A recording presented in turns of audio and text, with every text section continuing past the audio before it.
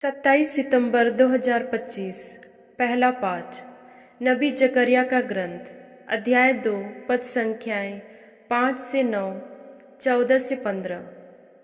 मैंने आंखें उठाकर एक दिव्य दृश्य देखा। मैंने हाथ में नापने की डोरी लिए हुए एक मनुष्य को देखा और मैंने पूछा, आप कहाँ जा रहे हैं?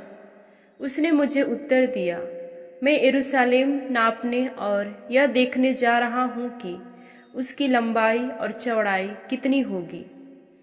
जो स्वर्गदूत मुझसे बोल रहा था वह आगे बढ़ा और एक दूसरे स्वर्गदूत ने उसके पास आकर कहा, उस नवयुवक के पास दौड़कर कहिए, यरूशलेम में मनुष्यों और पशुओं की इतनी भारी संख्या होगी कि उसके चारों ओर चार दीवारी नहीं बनाई जाएगी।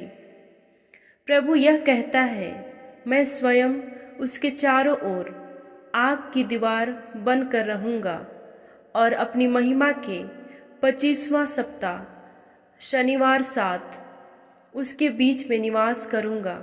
प्रभु कहता है, हे सियोन की पुत्री, आनंद का गीत गा, क्योंकि मैं तेरे यहाँ निवास करने आ रहा हूँ। उस दिन बहुत से राष्ट्र प्रभु के पास आएंगे, वे उसकी प्रजा बनेंगे, किंतु वह तेरे यहाँ निवास करेगा। प्रभु की वाणी। संत लूकस के अनुसार पवित्र सुसमाचार अध्याय 9 पद संख्याएं 44 से 45। सब लोग यीशु के कार्यों को देखकर अचंभे में पड़ जाते थे, किंतु उन्होंने अपने शिष्यों से कहा, तुम लोग मेरे इस कथन को भली भांति स्मरण रखो। मानव पुत्र मनुष्यों के हवाले कर दिया जाएगा।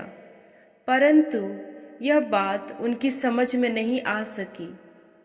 इसका अर्थ उनसे छिपा ही रह गया और वे इसे नहीं समझ पाते थे। इसके विषय में यीशु से प्रश्न करने में उन्हें संकोच होता था। प्रभु का पवित्र सुसमाचार। मनन चिंतन। आज प्रभु यीशु अपने शिष्यों को एक बहुत ही गहरी शिक्षा देते हैं।